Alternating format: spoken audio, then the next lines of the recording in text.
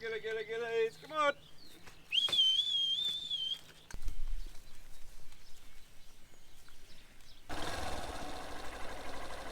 Good morning everybody and welcome back. So I hope you all had a great New Year's and Christmas. I had a little bit of a break over that period, sort of didn't film anything, didn't put any videos out, which was quite nice, sort of recharged the batteries a little bit. But it's actually a beautiful day here in the Waikato for us. It's currently sort of really lightly drizzling, and I did wake up this morning at about 4:30 and it was raining. Dad said it rained for about 20 minutes, he reckoned, which is pretty good. The east coast is getting hammered at the moment, like the Coromandel, and we haven't seen much of that rain sort of over the last week, but yeah, we finally just got a little bit this morning. It's not heaps, but it is, or it will do. We'll take anything going into sort of January, February. Any rain from now on is just absolutely brilliant. So it's sort of wet the ground, pretty loose here, so if I kick it, you can see, oh yeah, it has soaked in quite a bit, but underneath so you can get down there and it gets a little bit dry. So that is ideal. Hopefully we might get a little bit more today. If we did, it would certainly help. I think it is looking like there could potentially be some for the next sort of day or two. It just depends where you are. It says very scattered rain. So usually when it says that and it's summer, it means we're probably not going to get much, but fingers crossed.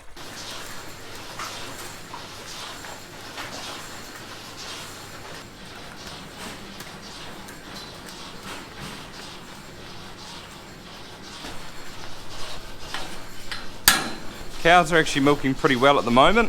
Hopefully they sort of hold on to it as well, because over the next coming weeks, this is where you can see in this graph here, I took it is this season compared to last season. You can see it sort of drops off quite rapidly from sort of now over the next sort of week. So if they can hold on, we will gain a little bit of production and come out better off. Hopefully, I think we're about 1 to 2% behind at the moment, and I think we can sort of catch last year, maybe over the next month. We are pretty green at the moment still compared to last year, so it's certainly going to help, especially if we get a little bit more rain. Holly also got me some Bluetooth headphones for Christmas, and these are awesome. I've just been listening to podcasts in the morning while I milk, and it is great. It's definitely a game changer. If you haven't got a set, I highly recommend giving them a go.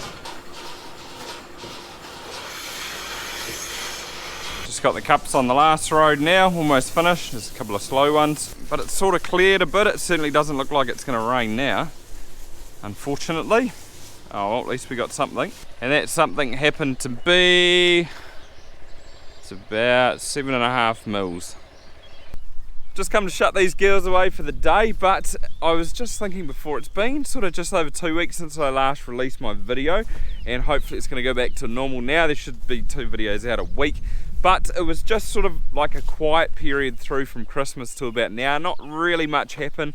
We sort of had family time and we went away for a little bit, and there wasn't, a heck of a lot going on. So I didn't really film it, and it was quite nice to also charge the batteries, like I said before too. So I thought today's video would be a good chance to sort of go through a few things that have happened on farm while I've been away, and also what is sort of coming up. One thing I am pretty happy about is cow condition, and I think the girls are looking really good at the moment. There are a few that are maybe a little bit thin, but in general they're looking real good. Check this out. This is this year's hay, all stacked away. It's pretty good quality stuff too, by the look of it. I haven't actually been over to have a look. Oh, yummy, look at that. Calves are going to love it. I think there's about 150 bales here, and last year we bought 100, so it wasn't quite enough. This should be better. It'd be kind of good if we could also get about, I don't know, another 100. Just these small bales are good for like calves, and I just wanted a few more this year to be able to give to the calving heifer mob. It's just so easy having them like this rather than the big ones where you need a tractor. It's just, ease of management really. But they came from Mike's down the road, Builder Mike. He's about 5k that way. I did show you last year when we went down there and picked it up. It was between Christmas and New Year, so I wasn't around. Dad gave him a hand to pick up our stuff and also put his stuff away as well. So it's good to have that in the shed ready for next season. Although, like I said, it would be nice to maybe get a little bit more. But talking about Mike, I've also got some more silage for him to come and cut when the weather finds up. And the next sort of fine spell we get, I think I'm probably going to drop it. I haven't shut up very much. It's really only just this one paddock here, and then number 2 over there, because it was sort of getting away from me a little bit. It's not too bad. There are a few thistles in here and the odd white daisy that got missed to the sprayer, but there should be a few bales in here. It's just sort of extra feed. It is a little bit thick, so yeah, it will be good to get that done. And it's pretty rare to have silage ready to go at the start of January, or it certainly has been since I've been home for the last, well, this is my 5th season. I've never had surplus grass to be made into silage in January, so it is a good situation to be in. Oh, check that out, it's just started raining again, awesome. But the reason Mike's going to come and cut it is because he's got a nice big mower, and I actually broke ours a couple of weeks ago. The cover, it sort of pin fell out, and it sort of bent down and put a hole in like the bar, so it leaked oil everywhere, and it's a bit of a fix-up job, and it's not going at the moment, so just going to get Mike in. It's only probably, what's here, there might be 1.5 hectares, and there might be 2 hectares over there, so it's not heaps, and he quite likes doing it, so we'll just get him in again. Maize is looking really good. Look, the cobs have started to form, so it's actually got 2. There's another one forming there, but everything has started tasseling, so that's the seed head up there, I guess, and when that blows in the wind, it falls down and pollinates these cobs. It's actually a pretty good crop though, because it is seriously high. Like, I'm 1.8 meters, that's about head height, so given another 20 centimeters, that'd be 2 meters, and there'd be easily another meter above that. One problem I am going to run into this year with all this sort of bird damage though, and these empty spots like in here, is that there's just going to be a lot of presence of weeds. And I'm not quite sure what I'm going to do, whether I'm going to put this back into an annual or go a permanent. I'm not quite sure yet, so I might have to give it a weed spray before, well, if it does go into permanent, I'll definitely have to weed spray it before drilling probably. I think that's probably the best bet anyway. With an annual, it's not too bad because there's no clover in it, so you can get in there and spray it once it's sort of established. It's just, if you're going to go permanent, it's probably easier to spray beforehand and then just try and just get everything. But yeah, very happy with this crop. It is looking real good. Well over fence height. We've also started the cows on the Checkery, and as you can see from behind me here, this break has actually been grazed, and it was grazed yesterday. It's just having a little walk through it though, and look at all this leaf that's just been trampled into the ground, which isn't much of a biggie. That'll sort of just rot down, go back into the soil, and it will grow back again. Young herd's actually on their break for today. Almost looks a little bit big, this break. There's a heap of Checkery down the bottom here, so that's probably why they're stamping some of it in. Obviously you're always going to get that, but it's just nice big healthy Checkery. It's growing like stink. They get a good feed when they come in here in the afternoon, and because there is quite a lot in here, they spend about 2.5 to 3 hours. I think Dad moves them at about 2:30, and then he moves them off at about 5, so that's 2.5 hours. And this is actually the second rotation that they're on. So what that means is that we've actually grazed all this Checkery off. They're on about a 20-day one. So 20 days ago we started, and now they're coming back through it again. But you can see in front of us, or this will be tomorrow's break, it's pretty much tall gumboot length. One of the main reasons we do grow it is because it does hang on a little bit longer into the summers, and our summers tend to be quite dry. So they say the taproot on this Checkery can get down about 2 meters, which is a lot deeper than grass. And it's sort of like a standing silage or like a supplement feed, because once we put the fences up like we have from the first breaks, we don't touch them, and we get about 6 breaks from it. So it doesn't involve us having to feed it out with a tractor or any machinery. We just run them on, run them off, so it is an easy crop to graze.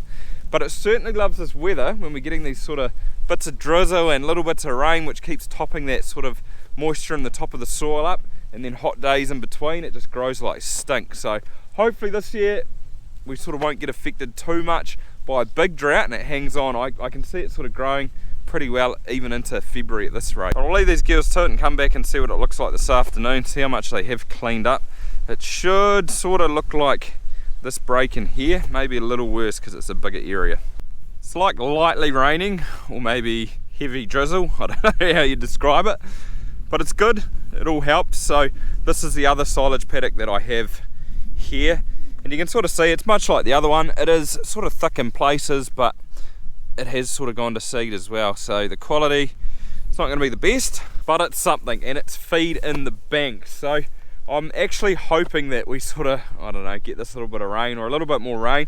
If we can sort of, or it sort of carries on like this till the end of January, then we should be pretty safe. Like, I know sort of February can be dry and so can March, but I don't feel like it's going to be the year where it just goes dry from the end of January and it won't rain again till May. I could be wrong, like we never know, but I just don't feel like it's going to be like that.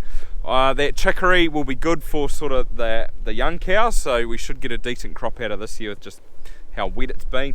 And I'm sort of saving, not saving, but I've been a little bit conservative on the maize, so I can go pretty hard on it in February, or sort of give them about 3 kilos plus, yeah, they can get 3 kilos of maize, PK on the pad too, so should be pretty good feed wise until then. And I'm hoping that I can save these bales, or what I'll make here, plus that other lot, which might be about 100 all up, till the winter, and sort of feed them through there. So that's what I'm planning to do. I know plans can change like that, but that's my thoughts so far. New bulls have also turned up. So these 4 were out with the heifers that were down at Merv's. We actually bought them off Merv because he reared them. They're actually really good looking bulls, so real happy with them.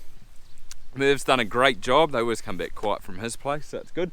But what we do things a little bit differently. We buy them as yearlings like we've done now, then they go out with the heifers, and then they come back to the farm here. So we sort of get 2 seasons out of them, because they'll stay here for the next 10-11 months, and then they'll go out with the cows and they go to the works or the meat factory after that. So we get 2 cycles with the same bulls. I know you can lease them or rent them, but we just prefer to do it this way.